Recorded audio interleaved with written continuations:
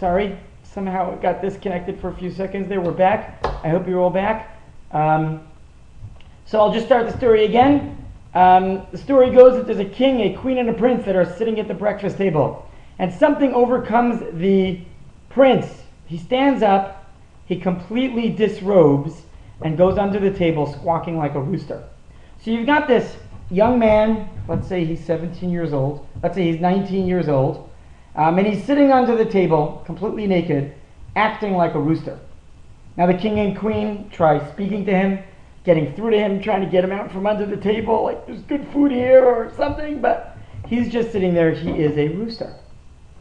And as time goes on and as the days progress, the king and queen try bringing in all different kinds of advisors and psychologists and all different kinds of people that try getting under the table and try all different kinds of methods of speaking to this prince and trying to convince him to get dressed and get out from under the table, because he's not a rooster, he's a human being. But he just stays under the table and convinced that he's a rooster. And the king and queen get different advice, what they can do to talk to him and reach him and all these kinds of different things, but the prince just stays under the table as he's a rooster. He is convinced that he is a rooster. And he sits under that table day in and day out, squawking like a rooster. His parents give him food, which he nibbles at under the table, and he's seemingly convinced himself that he's a rooster. And nobody can convince him out of it. All the professionals, all the advisors, all the powerful men of the kingdom all try, but nobody is able to convince this man, this young prince, that he's a young prince and not a rooster. Now one day, this rabbi comes along, not me, with a long white beard. I just have a short beard. And this rabbi comes along and he says, I'd like to suggest something that I can do that I can probably reach the prince. And the king and queen look at him and say, well, do you have credibility?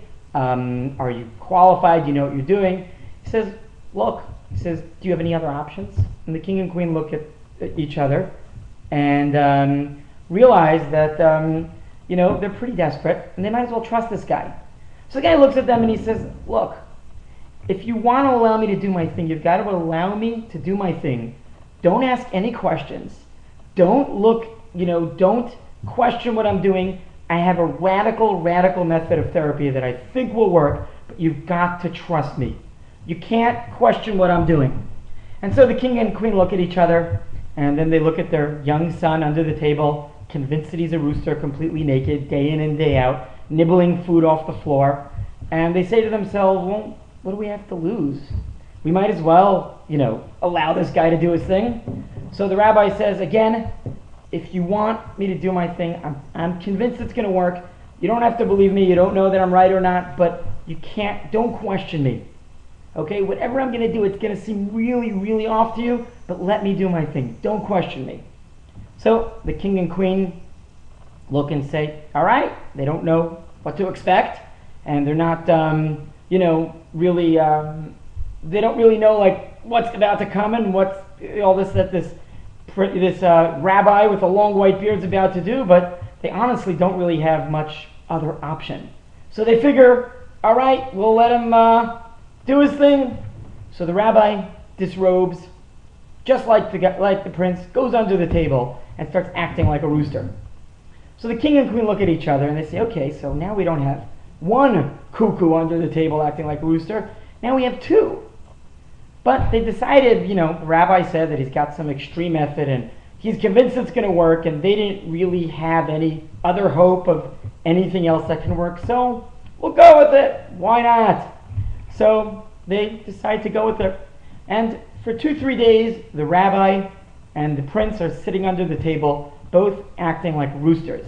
The king and queen are on top of the table, both just confused and scared, but they're going along with it. Eventually, about a few days, one day the prince wakes up and he sees the rabbi, this other rooster, with him under the table, and the rooster's wearing pants. And he looks at him and says, what are you doing? He says, what do you mean, what am I doing? He says, well, I thought you were a rooster. So the rabbi says, yeah, well, I am a rooster. He says, yeah, but you're wearing pants. So the rabbi looks at him and says, so, who said a rooster can't wear pants? I'm a rooster. I'm just a rooster wearing pants. So the prince looks at the rabbi and says, yeah, that makes sense. And the prince goes ahead and he puts on his pants. And the next day the prince wakes up and he sees the rabbi's wearing a shirt.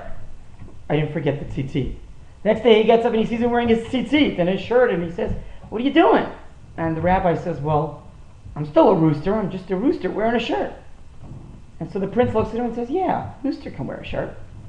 And as the days progress, little by little, the rabbi starts taking on more human actions and telling the prince, hey, we're just roosters acting like this. Until eventually the rabbi gets the prince out from under the table and back into normal everyday life. All the while telling him, hey, who says roosters can't X, Y, Z? Who says a rooster can't do this and a rooster can't do that? And so the rabbi has convinced the prince to be a rooster, just acting like normal behavior. Now this parable was given by Rabbi Nachman of Breslov, a famous Hasidic teacher. And I would say that there are many, many things that we can learn from this story, many questions we can use this story to ask, and many discussions that can springboard out of this. And if you do have thoughts, please feel free to write them in now. I'd be glad to read them. But I'd like to share one sort of question that might be worthwhile pondering and might allow us a little window of opportunity of personal growth. So we have this prince in the parable, in the story of Rabbi Nachman of Breslov, who is now living and acting just like a rooster. And he's out there in the world with normal human behavior, a rooster acting like a human being. And the truth is, what's wrong with being a rooster, right? Roosters are pretty cool and awesome. And so maybe we're all just roosters, acting like human beings. Maybe we're all just roosters that walk, talk, eat, get dressed, go to work, take classes in school. What makes us? And that would be great, because there's nothing wrong with that. But it seems that there's something about us that define us as human beings, that we're not just roosters with clothing. So what is it that defines us as being human beings? What is unique about us as human beings? Why are we not just rooster walking around in clothing? What is so much greater? What is so much more awesome that we can access? The fact that we call ourselves human beings. And there are many things that I can share, and the basic thing that I want to teach, share with you, and I will try to share it very short. I have a little bit of a chumash open up over here, and I want to read to you a verse, the second verse in Leviticus, and I'll read it just in the English. I will not read it in I'll read it in the English. I'll read it in the Hebrew and the English, and I apologize if anyone doesn't understand the Hebrew, which I'm assuming a lot of you don't worry. I will translate. The verse says, Daber el b'nei Yisrael, speak to the Jewish people and say to them, and I will say this in Hebrew and translate this, Adam, a person, a man, a human being, ki yakriv mikem karban lashem, who would like to sacrifice of himself, an offering to God. And it goes on to discuss what a sacrifice offering is. This is an introduction to the concept of sacrifices, of the karban in the temple, in the Beis HaMikdash. And when we had the temple presence at Temple Mount, those of us in Israel, we visited the Kosel, the western wall, where on the other side the temple once stood. Now Rabbi Yisrael of Ruzhin, who was a great Hasidic Rabbi, offers a little bit of an idea about a way that we can read the verse a little differently, read the words, and actually come up with a very powerful insight. And he uses the words Adam, a human being. And he says, Ki yakriv mikem, who sacrifices of himself. He reads those words, that sentence that we just read, he breaks the words up a little differently, and he says, Adam, a human being. What's a human being? Ki yakriv mikem, when he sacrifices of himself. You see, we as human beings have a unique capability that we're able to give of ourselves even at our own discomfort. We don't often see the jackals leaving over the carcass of the dead animal, of the dead goat, in order to allow for the weaker animals to fend for themselves. Animals, as amazing as they are and as capable as they are, aren't quite capable to go that far to be able to give of themselves even to their own discomfort. We as human beings have something called free will. And free will allows us to do things that are out of our natural desire, out of our natural tendency and inclination of what we want to do. And that's a character trait. That's something attribute that's uniquely human. That's something that we as human beings are capable of doing, capable of actualizing and capable of living with. Adam, you want to know how we can actualize, how we can be great humans? Rabbi Yisrael of Ruzhin says, Ki yakrev mikem, when you sacrifice of yourself. When we give of ourselves, even when we'd rather be doing something else. When someone calls and asks us that favor, and there's really something else, there's a great baseball game on TV now, or Glee is on now and I really want to watch it, or some other great TV show.